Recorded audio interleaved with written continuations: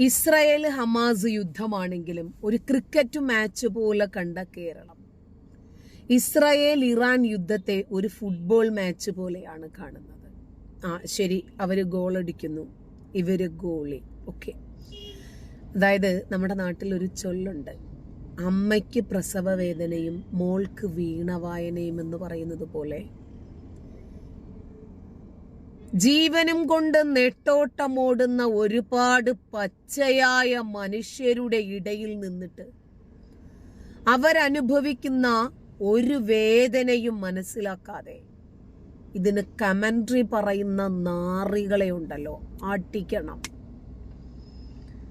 ഹമാസിനെ ഉണ്ടാക്കാമെന്ന് പറഞ്ഞിട്ട് കേരളത്തിന്റെ മൂന്നിലൊന്നു പോലും ഇല്ലാത്ത ഇസ്രായേല് ഇറാനെ അടിക്കാൻ നിൽക്കുന്നു, നാണം കെട്ട കഥയാണെന്നൊക്കെ പറഞ്ഞിട്ട് ഒരുപാട് പേര് വീഡിയോകൾ ചെയ്യുന്നുണ്ട്. അല്ല, അറബ് രാജ്യങ്ങളെ 6 ദിവസം കൊണ്ട് ചൂണ്ടുവിരലിൽ നിർത്താൻ അന്ന് ആയുധബലവും സൈനിക ബലവും ഒന്നുമില്ലാത്ത ഇസ്രായേലിന് സാധിച്ചിട്ടുണ്ട്. പിന്നെ ഇസ്രായേലിനു വേണ്ടി നമ്മളും ഇറാനു വേണ്ടി നിങ്ങളും കോൾമയിർ കൊണ്ടിട്ട് ഒരു കാര്യവുമില്ല. അനുഭവസ്ഥരായ ആളുകൾക്ക് അതിന്റെ യാഥാർത്ഥ്യം അറിയാം. കോണകത്തിന്റെ വലിപ്പം പോലും ഇല്ലാത്ത ഇസ്രായേൽ എന്ന് പറയുമ്പോൾ ആ ഇസ്രായേലിലെ ജൂതന്മാരുണ്ടാക്കിയ ലോകത്തിന്റെ നവോത്ഥാന കാഴ്ചകളെ കുറിച്ച് എപ്പോഴെങ്കിലും നിങ്ങൾ ചിന്തിച്ചിട്ടുണ്ടോ? അതെ, ഈ നൂതനമായിട്ടുള്ള കണ്ടുപിടുത്തങ്ങൾ ഇന്റർനെറ്റ് സഹിതമെല്ലാം ജൂതന്മാരുടെ തലച്ചോറിൽ ഉരുത്തിരിഞ്ഞതാണ്. എന്തേ കോണകത്തിന്റെ വലിപ്പം മാത്രമുള്ള ഇസ്രായേലിനെ ആശ്രയിക്കേണ്ടി വന്നത് ലോകത്തെ മുഴുവനും പിടിച്ചടക്കാൻ പോന്ന ജിഹാദികൾക്ക്? ഒന്നും വേണ്ട, കാലിന്റെ അടിയിൽ പെട്രോളിയം ഉണ്ടെന്ന് പോലും കണ്ടെത്താൻ സാധിക്കാത്ത ഇവരാണ് കൂടുതൽ വർത്തമാനം ഉണ്ടാക്കുന്നത്. വലിപ്പച്ചെറുപ്പം വെച്ച് അളന്നു നോക്കിയാല് ഈ ലോകത്തിന്റെ കണ്ടുപിടുത്തങ്ങൾ മുഴുവനും മുറിയന്മാർക്ക് സ്വന്തമാകണമായിരുന്നല്ലോ. ആളുകൂടിയാൽ പാമ്പ് ചാകത്തില്ല. ഏറ്റവും കൂടുതൽ മുസ്ലിങ്ങളുള്ള രാജ്യങ്ങളിലൊക്കെ ഇന്ന് സമാധാനത്തിന് വേണ്ടി കേണ് നിലവിളിക്കുക മനുഷ്യൻ. അവർക്കൊരു പൊതു ശത്രുവിനെ അവര് തന്നെ ഉണ്ടാക്കും, ഇല്ലെങ്കിൽ അവർ പരസ്പരം തമ്മി തല്ലിച്ചാവും. ഇറാനിൽ ആർക്കാരാ ശത്രു? അവിടെ സംഘപരിവാരങ്ങളുണ്ടോ? BJP-ക്കാരുണ്ടോ? ശിവസേനയുടെ ആൾക്കാരുണ്ടോ? ബജ്റംഗ് ദളിന്റെ ആൾക്കാരുണ്ടോ? പോട്ടെ, പാകിസ്ഥാനിൽ ആരാണുള്ളത്? അഫ്ഗാനില്, സിറിയയില്, ഇറാഖില് തമ്മി തല്ലി ചാവുമല്ലേ ഇതെല്ലാം.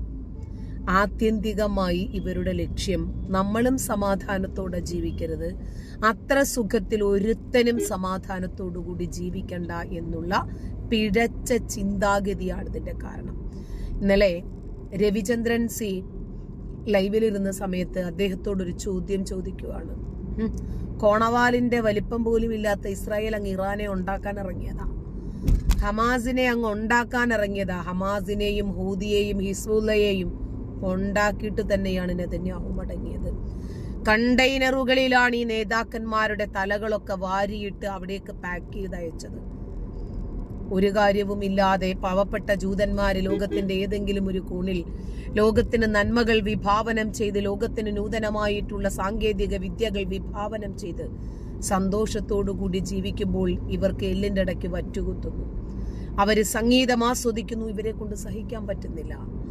അവര് ആർഭാടപൂർവ്വം ജീവിക്കുന്നു, ഇവരെ കൊണ്ട് സഹിക്കാൻ പറ്റുന്നില്ല. അവര് ബിക്കിനി ഇട്ട് ജീവിക്കുന്നു, ഇവർക്ക് അംഗീകരിക്കാൻ പറ്റുന്നില്ല. ഇവര് പാട്ടും ആട്ടവും കൂത്തും സിനിമയും, എന്താണോ ഒരു മനുഷ്യന് ആകെയുള്ള ജീവിതത്തിൽ സന്തോഷം ലഭിക്കുന്ന മേഖലകൾ, അതിനനുസരിച്ച് മറ്റുള്ളവർ ജീവിക്കുമ്പോൾ ഇവർക്ക് സഹിക്കുന്നില്ല, ഇവർക്ക് കുത്തിത്തിരിപ്പുണ്ടാകുന്നു. അതാണ് കാരണം. അപ്പൊ കോണകത്തിന്റെ വലിപ്പമാണോ പ്രശ്നം, അതോ അവരുടെ പ്രവൃത്തിയിലാണോ പ്രശ്നം? എന്താണ് രവിചന്ദ്രൻ നൽകുന്ന മറുപടി എന്ന് നോക്കാം. ആകെ ഒരു കോണകത്തിന്റെ വലിപ്പമേ ഉള്ളൂ. അതിന്റെ വള്ളിയുടെ വലിപ്പമുള്ള ഹമാസിനെ ഇപ്പൊ ഉണ്ടാക്കാമെന്ന് പറഞ്ഞിട്ട് 2 കൊല്ലമായി. എന്നിട്ടാണ് ഇത്ര വലിയ ഇറാനെ 2 ആഴ്ച കൊണ്ട് ഉണ്ടാക്കുമെന്ന് പറയുന്നത്. അതൊരു രസമുണ്ട്. അതായത് ഈ ഹമാസിനെ ഉണ്ടാക്കാന്ന് പറയുന്നത് ഉണ്ടാക്കിയില്ലേ ഉണ്ടാക്കുന്നുള്ള വാക്കിന് ഞങ്ങളുടെ ഇവിടെ വേറെ മോശം അർത്ഥമാണ്. എന്നാലും നിങ്ങളുടെ ഉണ്ടാക്കൽ ഞാൻ എടുക്കുകയാണ്. ഞാനിതാ ഉണ്ടാക്കരുത്, അൾട്ടിമേറ്റ് ഉണ്ടാക്കരുതെന്ന് പറഞ്ഞൊരു സിനിമ ഒരു പ്രഭാഷണം ചെയ്തിട്ടുണ്ട്. ഈ പറയുന്ന ഹമാസിനെ ഉണ്ടാക്കിയില്ലേ? ഹമാസ് എന്ത് ചെയ്യും? ഹമാസ് യുദ്ധം ചെയ്യുന്നില്ല. ഹമാസ് സ്വന്തം ജനതകളെ വെച്ച് ഇങ്ങനെ തടുത്തോണ്ടിരിക്കുന്നു. കൊച്ചുങ്ങളെയും സ്ത്രീകളെയും വെച്ചോണ്ട്, ഗർഭിണികളെയും വെച്ചോണ്ട്, ഹ്യൂമൻ ഷീൽഡും ബൂബി ട്രാപ്പുമായിട്ട് തടുത്തോണ്ടിരിക്കുന്നു. അവിടെ ഇസ്രായേൽ എന്താ ചെയ്യുന്നത്? ഇസ്രായേൽമാരെ കൊല്ലാൻ ശ്രമിക്കുമ്പോൾ കൂടുതൽ ആളുകൾ പോലും വൈകുമ്പോൾ നിങ്ങൾ ഈ ബാബാച്ചി എന്താ എഴുതിയിരിക്കുന്ന കമന്റ് എഴുതിയിരിക്കുന്നു, വാവാച്ചി കുഞ്ഞ് പ്രശ്നം ഉണ്ടാക്കും. വാവാച്ചി കുഞ്ഞ് പ്രശ്നം ഉണ്ടാക്കുമ്പോൾ വാവാച്ചി കുഞ്ഞ് തെരുവിലിറങ്ങും. വാവാച്ചി കുഞ്ഞ് പിന്നെ ചാനലിരുന്ന് പൊട്ടിത്തെറിക്കും. വാവാച്ചി കുഞ്ഞ് ഫേസ്ബുക്കിൽ പൊട്ടിത്തെറിക്കും. വാവാച്ചി കുഞ്ഞ് അവിടെ പ്രശ്നം വാവാച്ചി കുഞ്ഞിന് അസ്വസ്ഥതയാണ്. അതാണ് അതിന്റെ പ്രശ്നം. പിന്നെ ഉണ്ടാക്കിയെന്ന് ചോദിച്ചു കഴിഞ്ഞാൽ തർക്കാണോ ഉദ്ദേശിക്കുന്നത്? എന്താണ് ഇപ്പൊ ഹമാസിന്റെ കയ്യിൽ ബാക്കിയുള്ളത്? നമ്മളെല്ലാം അവിടെ നടന്നിട്ടുള്ള നാശത്തെ കുറിച്ച് ദുഃഖിക്കുകയാണ് ചെയ്യുന്നത്. പറയുകയാണെങ്കിൽ നിങ്ങൾ അവിടെയുള്ള ജനങ്ങളോട് ഒരു കൺസേൺ ഇല്ലെന്ന് എന്താ? അതല്ലേ എന്റെ അർത്ഥം. ഹമാസ് എന്ത് നേടിയെന്നാണ് പറയുന്നത്? പിന്നെ ഈ ഹമാസ് യഥാർത്ഥത്തിൽ ഞാൻ വിശ്വസിക്കുന്ന ഒരു കാര്യം ഞാൻ പറയും. എന്റെ ഒരു ധാരണ പറയും. ഒക്ടോബർ 7 യഥാർത്ഥത്തിൽ അന്ന് സംഭവിച്ചത് ഇസ്രായേലിനെ സംബന്ധിച്ച് വളരെ നന്നായി. ആ ടണലുകളുടെ എണ്ണവും അവിടെ ഉണ്ടാക്കി വെച്ചിരിക്കുന്ന സാധനങ്ങളുടെ എണ്ണവും അതും ലെബനന്റെ അതിർത്തിയിലും ഗാസയുടെ അതിർത്തിയിലും ഇതൊക്കെ കണ്ടു കഴിഞ്ഞാൽ നമ്മൾ എന്താ മനസ്സിലാവും എന്തുമാത്രം വലിയൊരു ഡേഞ്ചർ ആണ് ഇസ്രായേലിനെ വിഴുങ്ങാനിരുന്നത്. ഇത് ഇങ്ങനെ അങ്ങ് പോയല്ലോ എന്നാണ് ഞാനിപ്പോ കരുതുന്നത്. അതേപോലെ തന്നെയാണ് ഇറാൻ നോക്കി ഈ പൈസയും പണവും എണ്ണ വിട്ടിരുന്ന പൈസ മുഴുവൻ ഹൂത്തിക്ക് നിക്കർ വാങ്ങിച്ചു കൊടുക്കാൻ, ഹിസ്ബുള്ളക്ക് അത് വാങ്ങിച്ചു കൊടുക്കാൻ, ഹമാസിന് ഇത് വാങ്ങിച്ചു കൊടുക്കാൻ എന്ത് പരിപാടിയാണ് നടന്നുകൊണ്ടിരിക്കുന്നത്? ഇസ്രായേലിന് എന്തുകൊണ്ടാണ് ഇറാന്റെ കൂടെ ഒരു രാജ്യം ഇല്ലാത്തത്? നിങ്ങൾ അത് മാത്രം മനസ്സിലാവും. ഉമ്മത്തിലെ രാജ്യങ്ങളും ഇറാനെ പിന്തുണയ്ക്കാൻ സൗദി അറേബ്യ അടക്കമുള്ള ഖത്തർ, കുവൈറ്റ്, UAE എന്തുകൊണ്ട് മുന്നോട്ട് വരുന്നില്ല? ഇറാന്റെ കുത്തിക്കഴപ്പ് അവർക്ക് അറിയുന്നത് കൊണ്ട്. ആണവായുധമുണ്ടാക്കി ജൂതന്മാരെ ഇല്ലാതാക്കുക എന്ന ലക്ഷ്യത്തിന് വേണ്ടി ഇറങ്ങി തിരിച്ചതുകൊണ്ട്. ഇപ്പതാ എവിൻ ജയിൽ തുറന്നുവിട്ടു ഇസ്രായേൽ. അവിടെ നിന്ന് പുറത്തു വന്നതാരാ? ഫ്രാൻസുകാരാ. അവര് പുറത്തു വന്നത് വെറുതെയല്ല, ഇറാനോട് പകരം ചോദിക്കുക എന്ന ലക്ഷ്യത്തിന് വേണ്ടി തന്നെയാണ്. അങ്ങനെ ഒരുപാട് യൂറോപ്യൻ രാജ്യങ്ങളും ഇസ്ലാമിക രാജ്യങ്ങൾ പോലും ഇറാനെ എതിര് നിൽക്കുന്ന മനോഹരമായ കാഴ്ചയാണ് ഇപ്പൊ നമുക്ക് കാണാൻ പറ്റുന്നത്. നീതിയില്ല അവരുടെ പക്ഷത്ത്. ഹിസ്ബുള്ളയെ സഹായിച്ചുകൊണ്ടിരിക്കുന്ന ഈ ഖാസിം സുലൈമാനി എന്ന് പറയുന്ന ഒരു IRGCയുടെ തലവൻ, ഒരു വലിയ മെർക്കുറിയൽ കരിഷ്മാറ്റിക് ലീഡറാണ്. അയാളെയാണ് 2020 ട്രംപ് ഇരുന്നപ്പോ തട്ടിയത്. അയാൾ അവിടെ പോയാണ് അവർക്ക് ഇറാഖിലും നടക്കുന്ന സമയത്തും ഹിസ്ബുള്ളക്കും ലെബനിലും ഒക്കെ ഇയാൾ അവിടെ പോയി പരിശീലനം കൊടുക്കുകയാണ്. ഹിസ്ബുള്ള മൊത്തം കംപ്ലീറ്റ് ഇറാന്റെ സൃഷ്ടിയാണ്. അവർ ആയുധങ്ങൾ തൊട്ട് അവർ ഉപയോഗിക്കുന്ന എന്താ പറയുക പേജറിന്റെ കാര്യം ഞാൻ പറഞ്ഞതേ ഉള്ളൂ. അങ്ങനെ ഈ പ്രോക്സികൾ ഉണ്ടാക്കിക്കൊണ്ടിരുന്ന രാജ്യം. അപ്പൊ ഇറാൻ കരുതിയിരുന്നറിയാവോ? കൈ നനയാതെ പൊത്തെ പിടിക്കും. കൈ നനയാതെ പൊത്തെ പിടിച്ചോണ്ടിരുന്നു കഴിഞ്ഞാൽ അറിയാതെ ചിലപ്പോൾ ആ ചൂണ്ടിലൂടെ കുറച്ച് ഒരു ഇത് കയറി വരും എന്നുള്ളതാണ് ഇപ്പോൾ ഇറാൻ മനസ്സിലായിട്ടുള്ളത്. ഇറാൻ ഇത് പ്രതീക്ഷിച്ചിരുന്നില്ല. ഇസ്രായേൽ ഇത്രയും ചെറിയ രാജ്യം, നിങ്ങളെന്ന് പറയുന്നത് കോണകത്തിന്റെ വലിപ്പമുള്ളൂ, നാണക്കടലില് കോണകത്തിന്റെ വലിപ്പമുള്ള ഒരു രാജ്യം വന്ന് നിങ്ങളെ ഇന്ത്യയുടെ പകുതി അത്രയും വലിപ്പമുള്ള ഒരു രാജ്യത്തെ കയറി ആക്രമിച്ചിട്ട് ഇപ്പൊ കിടന്ന് പറയാണ് UN പ്രമേയം പാസ്സാക്കണം, വിമാനങ്ങൾ പൊക്കാൻ പറ്റുന്നില്ല, ആകാശത്ത് ഞങ്ങള്. എന്നിട്ട് ഇറാൻ എന്താ പറയുന്നത്? എല്ലാ അറബ് രാജ്യങ്ങളും ഞങ്ങളുടെ കൂടെ നിൽക്കണം.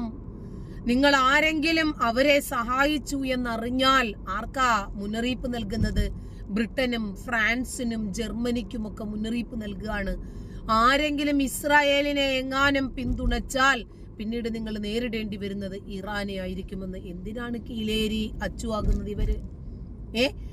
അതായത് ഇവർക്ക് കഴിവുണ്ടെങ്കിൽ, മികവുണ്ടെങ്കിൽ, സൈനിക ബലമുണ്ടെങ്കിൽ, ഇവരുടെ പക്ഷത്ത് നീതിയെങ്കിലും ഉണ്ടെങ്കിൽ ഇവർക്ക് തിരിച്ചടിക്കാൻ ഇറങ്ങാൻ കുഴപ്പമില്ല. പക്ഷെ ഇസ്രായേൽ പോരാടുന്നത് നിലനിൽപ്പിന് വേണ്ടിയാണ്. അത് ലോകരാജ്യങ്ങൾക്കറിയാം. ഹൂതിയെയും ഹിസ്ബുള്ളയെയും അതുപോലെ ഹമാസിനെയും ഒക്കെ ഇറാൻ വളർത്തിക്കൊണ്ടുവരുന്നത് എന്തിനാ? ഈ സായുധ തീവ്രവാദ സംഘങ്ങളെയൊക്കെ വളർത്തിക്കൊണ്ടുവന്ന് ലോകത്തെ മുഴുവനും പിടിച്ചടക്കുക എന്ന ലക്ഷ്യത്തിന് വേണ്ടി തന്നെയാണ്. എന്നിട്ട് ആഗോള തീവ്രവാദത്തിന്റെ യൂണിവേഴ്സിറ്റിയായി തുർക്കിക്ക് മാറണം. എർദോഗാന്റെ ലക്ഷ്യം എന്താണോ അത് തന്നെയാണ് കൊമേനിയുടെ ലക്ഷ്യവും. ഇവരുടെ രണ്ടുപേരുടെയും ലക്ഷ്യം തന്നെയാണ് ജമാഅത്തെ ഇസ്ലാമിയുടെ അഖിലേന്ത്യാ നേതാവായിട്ടുള്ള, സ്ഥാപക നേതാവായിട്ടുള്ള മൗദൂദി വർഷങ്ങൾക്ക് മുമ്പ് വരച്ചു കാണിച്ചതും ഇന്ന് ജമാഅത്തെ ഇസ്ലാമിയും സോളിഡാരിറ്റിയും PFIയും SDPIയും ഒക്കെ ചെയ്തുകൊണ്ടിരിക്കുന്നതും ഏതാണ്ടെല്ലാം ഒരു നാണയത്തിന്റെ പല വശങ്ങൾ തന്നെയാണ്. നന്ദി.